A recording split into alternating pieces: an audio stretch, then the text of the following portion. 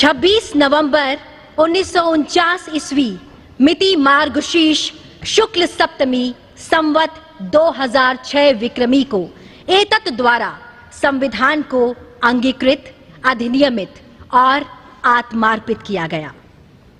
हमारा संविधान हमारा स्वाभिमान, और ये हम सभी के लिए बड़े हर्ष और गर्व की बात है कि इस वर्ष देश संविधान को अंगीकार किए जाने की 76वीं वर्षगांठ मना रहा है।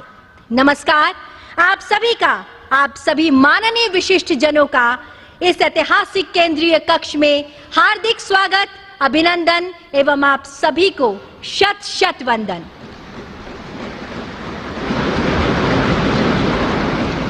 इस कार्यक्रम का शुभारंभ करने हेतु मेरा सादर अनुरोध माननीय लोकसभा अध्यक्ष श्री ओम बिरला जी से कि आप मान्यवर कृपया स्वागत संबोधन प्रस्तुत करने की कृपा करें। संविधान दिवस के पावन अवसर पर सभी देशवासियों को हार्दिक बधाई, शुभकामनाएं। इस पावन अवसर पर आज हम भारत की संविधान सभा के अध्यक्ष डॉक्टर राजेंद्र प्रसाद जी, हमारे संविधान के शिल्पकार बाबा साहब डॉक्टर भीमराव अंबेडकर जी एवं संविधान सभा के सभी मान्य सदस्यों का आदरपूर्वक नमन करते हैं। उनके अद्भुत ज्ञान, विवेक, दूरदृष्टि और अथक परिश्रम से ही ऐसा महान संविधान मिला जो हमें न्याय, समानता, बंधुत्व और हर नागरिक के सम्मान और गरिमा की गारंटी देता है। इस अवसर पर पधारे हमारे माननीय राष्ट्रपति महोदय जी, माननीय उपराष्ट्रपति जी, माननीय प्रधानमंत्री जी, राज्यसभा में सदन के नेता, माननीय संसदीय कार्य मंत्री, राज्यसभा में सदन के प्रतिपक्ष नेता, लोकसभा में नेता प्रतिपक्ष, राज्यसभा के उपसभापति, माननीय मंत्रीगण, सभी दल के नेतागण, माननीय सदस्यगण, अतिथियों, आप सभी का इस ऐतिहासिक संविधान सदन में हार्दिक स्वागत, अभिनंदन।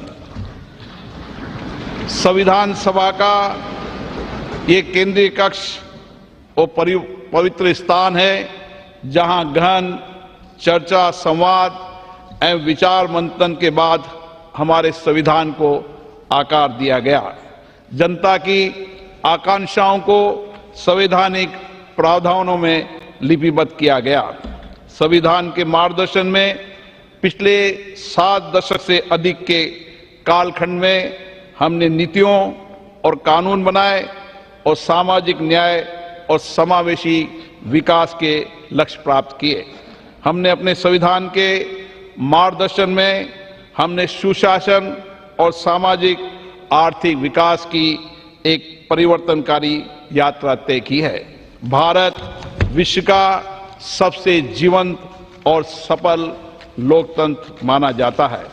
हमारा संविधान का गौरव है और हमारे संविधान की प्रस्तावना में लिखित शब्द हम भारत के लोग, हमारी सामूहिक शक्ति, राष्ट्रीय एकता और जन कल्याण के लक्ष्य की सशक्त अभिव्यक्ति है। आज हम सभी का सामूहिक लक्ष्य है वर्ष 2047 तक भारत को विकसित राष्ट्र बनाने का, और ये लक्ष्य तभी पूर्ण होगा जब हम अपने जीवन में संविधान के मूल्यों और आदर्शों को अपनाएंगे। आइए आज इस पावन दिवस पर हम अपने इस संकल्प को दृढ़ करें कि संविधान के मूल्यों एवं आदर्शों को आत्मसात करेंगे और हमारा निर्णय राष्ट्र हित को सर्वोपरि होगा। अपने कर्तव्यों और दायित्वों को निभाते हुए आने वाली पीढ़ियों के लिए हम एक ऐसे भारत का निर्माण करेंगे जो विकास, न्याय, एकता, बंधुता और मानवीय गरिमा की मिसाल हो। और इसी भावना के साथ मैं सभी उपस्थित अतिथियों का धन्यवाद व्यक्त करता हूं। जय हिंद। बहुत बहुत धन्यवाद मान्यवर।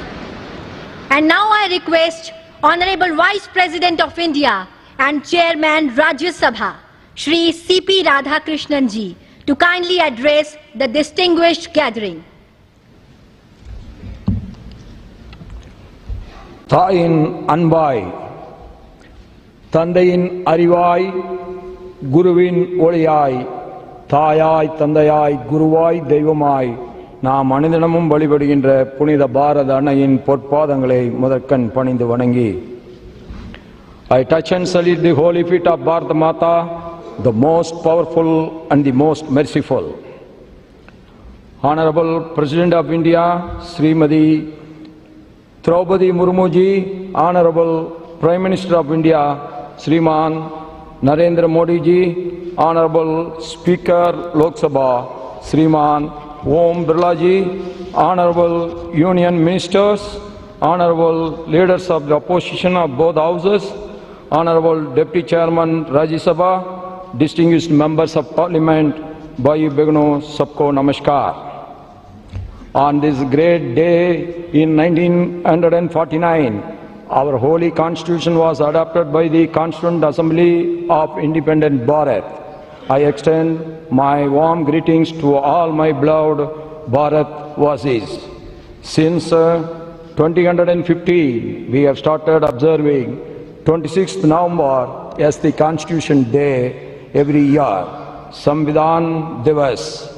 Now it has become the pride celebration of every Indian. Our great extraordinary leaders like Baba Saheb, Dr. Bhim Rao Ambedkar ji, Dr. Rajendra Prasad ji, Sri N. Gopalaswamy Iyengar, and Sri Alladi Krishnaswamy Iyer ji, Sri K.M. Munshi ji, Durga Boy, Deshmukh ji, and other great leaders made this constitution in such a way, in its every page, we see the soul of our nation.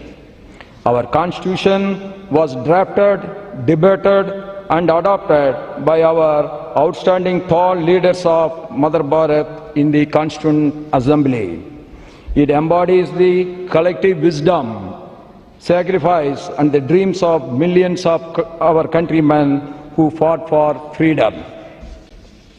The great scholars, drafting committee, and the members of the Constituent Assembly gave insightful thoughts to fulfill the hopes and aspirations of crores and crores of Indians.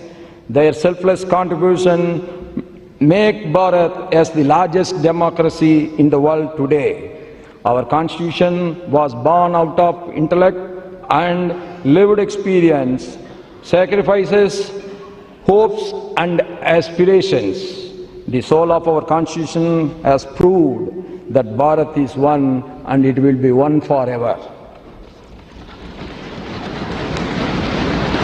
In the recent years, by adopting pragmatic and saturation-first approach, we have been able to perform well on many development indicators.